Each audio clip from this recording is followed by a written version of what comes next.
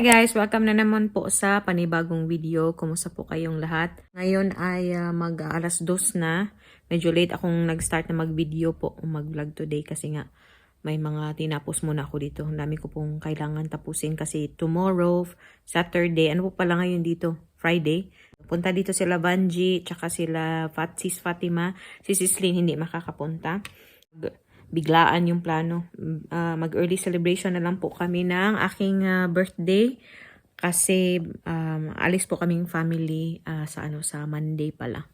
So yun yung ganap natin. Marami pa akong inayos dito kasi after ng Sabado. Ano ba yung pinagsasabi ko sa Monday alis kami ng family tapos balik kami the following week. Monday. So, mga 1 week kaming wala. Tapos, within that period, yung nakaschedule ko na operasyon ba? I really hope na matuloy na siya. Na-try ko na mag-prepare na naman. Tapos na po yung aking pag-organize sa mga panglamig na damit. Yun lang. And at the moment, naglalaba din po ako. Dahil sa kabisi ko kanina, nakalimutan ko na pong kumain. Wala pa pala akong lunch. Mag-alas 2 na. So, nag-ready ako ng rice. By the time na mauwi kami ni Ana, baka tapos na ba? Weird yung panahon guys. Naka-t-shirt na ulit ako kasi mainit na naman siya. Si Ana po, okay naman. Makikita nyo si Aling Maliit in few minutes na. Okay naman po siya. These days lang sa nakita nyo sa previous vlog natin. Medyo clingy po si Ana before before siya ihatid ni Ruth sa school. Parang tinatry nga niyang sabihin sa akin na mama, ay hindi siya magpasok daw. Dito lang siya sa bahay. Sabi ko, hindi man pwede yan. Inaan na lang namin siya, last day na today. So, last day ng school this week. After that, may bakasyon tayo. Hindi ka makakapunta sa school. Kasi nga na-mention ko, diba, na pag hindi pa mandatory na mag-school yung bata at 5 years old, pwede pa po siyang magbakasyon. For example, ngayon nga may lakad kaming family, pwede pa siyang magbakasyon. Hindi pa po kami mapapatawag niyan. Basta lang, kasi may app sa school. So, doon mo i-apply yung vacation or pag-absent ng bata. So, yun. Nagawa na ni Ruth yun. Pero, hindi pala. Sa Monday pala, papapasukin namin si Ana kasi alas 4 yung check-in time doon sa sa pupuntahan namin. And, mag-ano man dito si Ana sa bahay hanggang alas 4, no? Hanggang umalis kami. So, sabi namin ni Ruth, papapasukin na lang namin siya sa Monday. Pick up sa kanya, tapos diretso na kaming drive doon para makatulog siya sa sa sasakyan. Excited na po talaga si Ruth. He's really looking forward to this family time. Kailangan niya din ng break. Ako din, kailangan ko ng break. Sadly, yung operation ko falls on a vacation day. Wala tayong magagawa. Ang importante, ma-push na talaga itong operasyon. I really hope. And yesterday po pala, nag-live po ako and super happy ako. Thank you sa inyong lahat. First time ko pong nag-live na andun yung mga regular na nagko-comment nanonood sa mga vlogs ko. Si Ma'am Vivian Almonia, si Sis Abby, si Bicolana sa Austria. Sino pa ba? Si Ma'am Arlene. Thank you po sa pag-join kahapon. Si Ma'am Alpha Gadia, si Sis Candice ng Sweden. Sino pa ba yung ibang pumasok kahapon? Baka may nakalimutan akong i-mention ba. Sorry naman po kung hindi ko kayo na-mention. But super thank you. Hindi ko in-expect ba na makakapasok yung mga nasa Pilipinas ba. Happy ako. September 20. Birthday ng aking mama.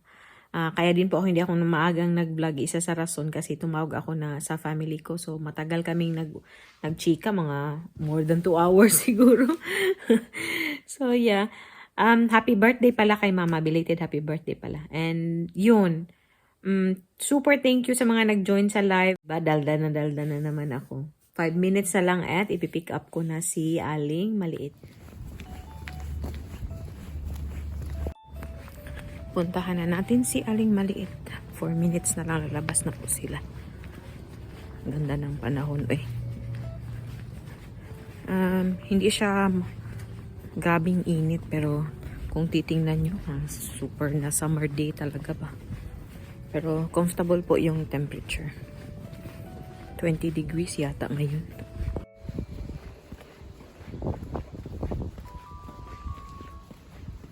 A few moments later. Kijk allemaal, ja, niet zo kijk deze. Is there's a missing piece? Ja. Okay. Nagdala ng bata si Ana, guys. Talagang batang to. Imbis na matulog kami ngayong hapon kasi maaga kaming aalis mamaya. Pagdating ni Ruth, diretso kaming alis. Wala na guys kasi nakipag-usap na sa akin yung nanay kanina. So nahiya ako ba? Parang nakot on the spot ako. May naging kaibigan na po ako na nanay pala ni Ana. Ana siya. Ana sila. Chinese sila ba? So nagchichika-chika kami every time. Gumagawa po ako ngayon na pancake para sa dalawang batang ito. Kain tayo. Alas 3 na. Kain pa din ako. Yan. Spicy chicken po ito. Ang sarap. Tapos yan. May lumpia ako dito. Yung dalawa dito kumakain din. Ayan yung dalawa. Hindi ko lang mapakita yung bata, no? Kasi baka ayaw ng parents ba. Pero nag-send na po ako ng picture ng bata kanina sa nanay niya. Na kung anong ginagawa nilang dalawa ba. Kain muna tayo. Ano yung dalawa, guys. Mas relax pag mga babae ang naglalaro. Tapos itong batang to, hindi sila masyadong nag-aaway.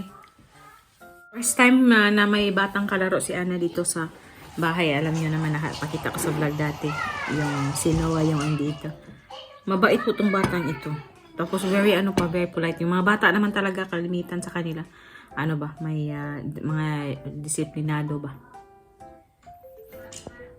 A few moments later. Yan na, nag-start na yung mga dahon, mag-yellow. And then, mahuhulog na yan sila.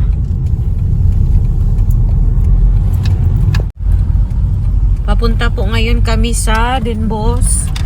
Kasi bibili kami nung chicken nga na parang Jollibee. And then, mag-drop by na din kami sa Asian store. May mga konting kailangan ako doon. Para bukas. Kasi nga may konting celebration tayo bukas.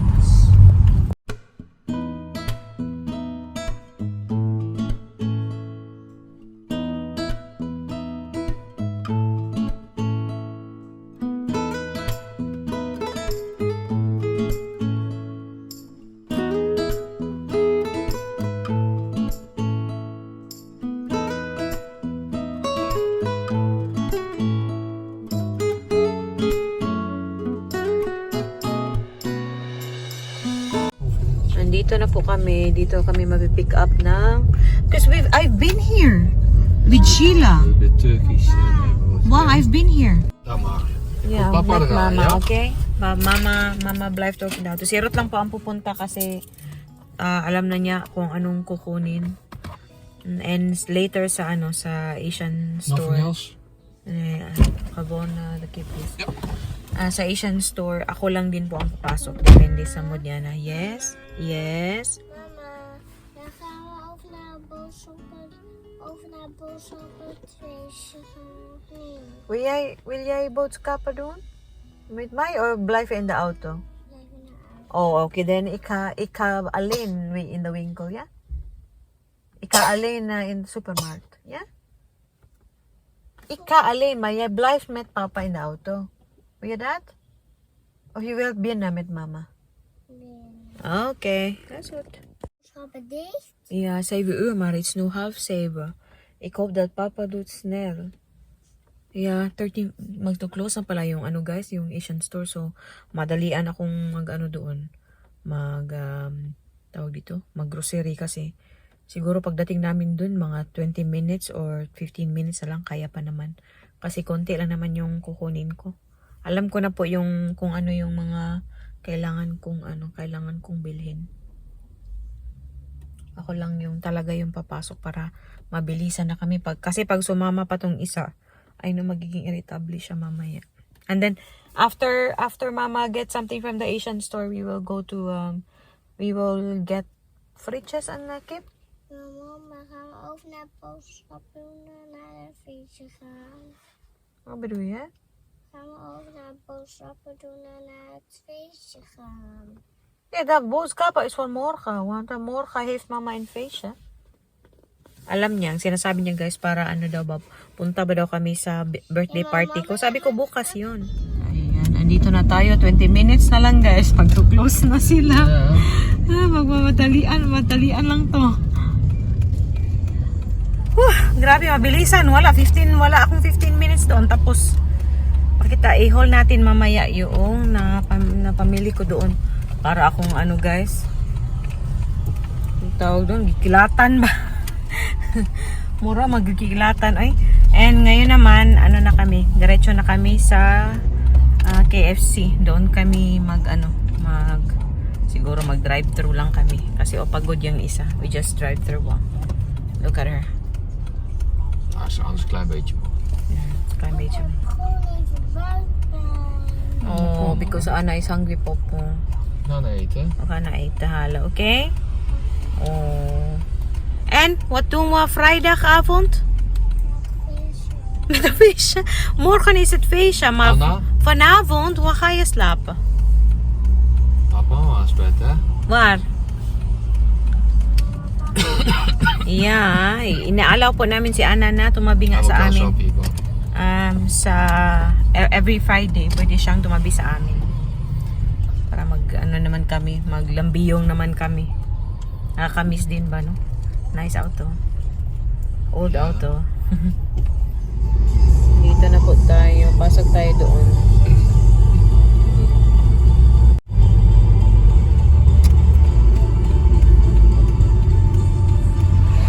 One eternity later. Hello! Nakauwi na po tayo. And i-haul natin yung nabili natin doon sa Asian store.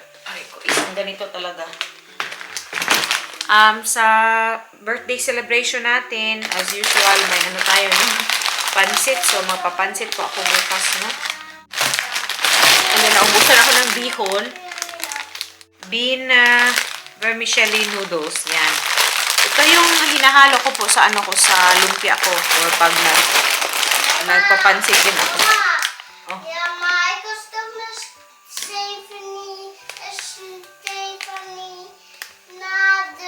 naar de bloemetjes kijken. Stephanie? Ja, met Stephanie naar de bloemetjes kijken. Ja? Ja, dat was ik er onderweg. Dat was ik meenhalen.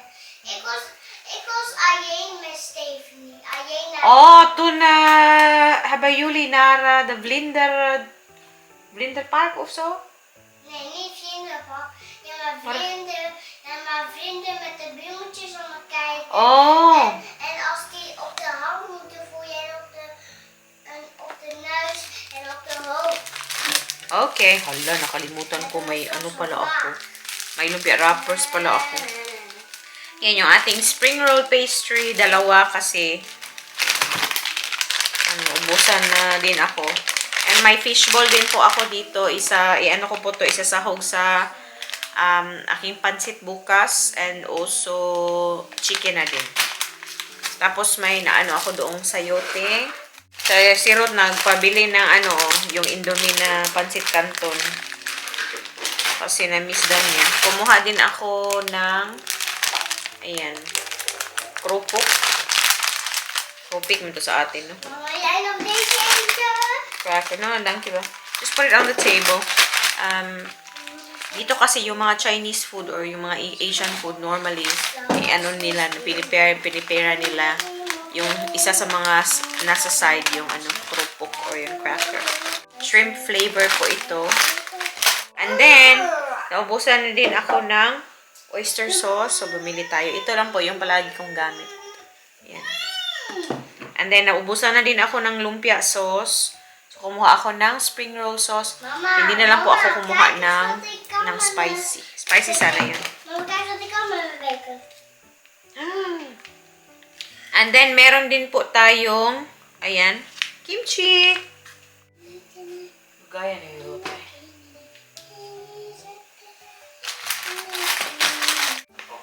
Nagdala kami ng ganito para hindi maano yung chicken ba. Kaso nakalimutan namin, we forgot this one.